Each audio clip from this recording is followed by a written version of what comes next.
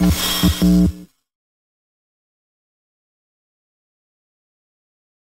your last album was primarily hymns, and you guys performed a few of those for us today. And that's kind of been a recent thing in the worship movement of just kind of returning to these old songs that have been treasured for years. And when you go into the studio with those kind of songs, what is it like for you guys kind of wanting to put your own mark on it, but also realizing like you need to, revere this song that has been sung for years and years in the faith community? It's definitely a big mindset of knowing that these songs are thousands of hundreds of years old, and trying to revamp them and do them a way that you feel is creative and at the same time glorifying God still, and keeping their originality. Yeah. For us, I mean, we just went for it, and we just sat in a room, started playing them, and God just used it. We prayed that God would use us to breathe life into these old hymns in a new way, and be able to use them to bridge generations. Mm-hmm. We have elderly ladies and elderly gentlemen at churches that come up to us crying, saying, "I've heard these songs for thousands of years," or hundreds, not Some thousands really of old years, people. but really old people. No. But for so many years, and then they come up and they're like, "I've never heard it that way. I loved what you've done with it." And then we play in a lot of youth groups where kids are just really touched by it, and it's their first time ever even hearing the song, and they're just blown away by the lyrics in it and the power behind the hymns. Right. So I think too, just the power that's in those songs lyrically, they do so much to teach of the nature and character of Christ and who he is and what he came to do, and God the Father and the Holy Spirit. And I think so much of our worship songs today lack, that sound theology. And that's not a slam on anyone else, because obviously it's us too, these songs are way more theologically sound than our first record, and so I think our songs need to not only point us towards God and lead us to him and prepare a place for us to meet with the Father, but also they need to teach us of his nature and character and his sacrifice for us, and how that affects our lives and where we were before he came in and all that kind of stuff. And right. There's something to that too. And I think the most beautiful thing to me about the hymns record is the fact that it's not us in the hill. One, we didn't write the lyrics. We arranged the songs a little bit, but we, Hayden said, we just completely came into it we have no idea what to do. God, just help us out. And we were literally sitting in the upstairs of my house, and songs like Love of God just happened. We just started playing.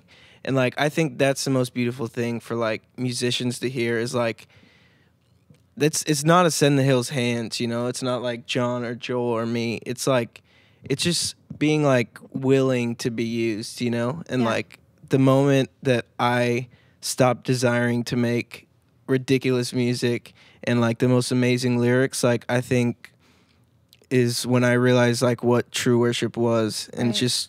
I just wanted to please God, and I think that's the most beautiful thing about the hymns record is it did way better than our first record, and it's just a better sign of the more and more we take ourselves out of it, people don't need to remember us in the hill, but I think what's awesome about that is hopefully people will just remember the thing that lasts, and that's just Jesus. Yeah. Can I add another part to that? Get me all stirred up. Along with what Seth was saying, and I think a testament to what he's saying is, I'm convinced now more than ever, and I love to share this with people when we have the opportunity, is God doesn't need he doesn't need our ability. There's way more talented people in the world than Jonathan, Seth, Joel, and Hayden. Well, Hayden's pretty talented. But no, there are way more talented people in this world than us. There are way more gifted people, But I'm convinced, and we're convinced now more than ever, that God doesn't need our ability. He just needs our availability. Yeah. And all that he's found in us are 4 dudes who, at forsaking everything else, have just made ourselves available to God in everything, with our lives, with our gifts, with our talents, with everything that we are. And I know to be true that wherever you're at in your life, whatever your job is, whatever role you have to play, wherever you're in school or church or in the world, wherever you're at, God doesn't need, your set of gifts and talents. I think he takes a lot of pleasure and delight in using you, That sounded weird. Not using you, but you know what I mean? Utilizing? Utilize. Hey, that's good. That's why you're conducting this interview.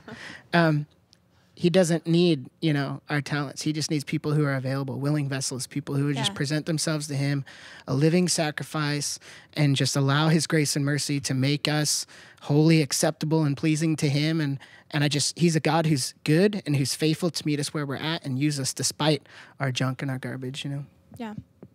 So what's next for you guys as a band?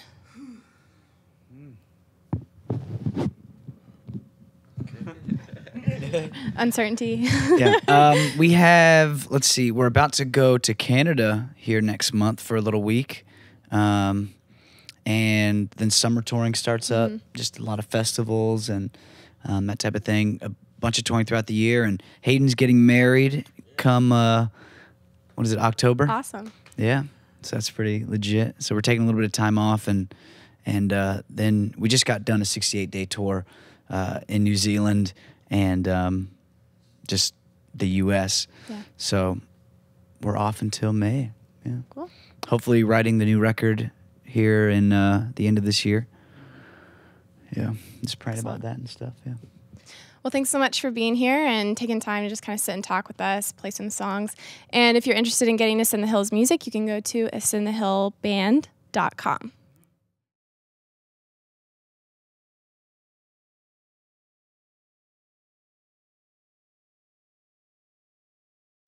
Thank you.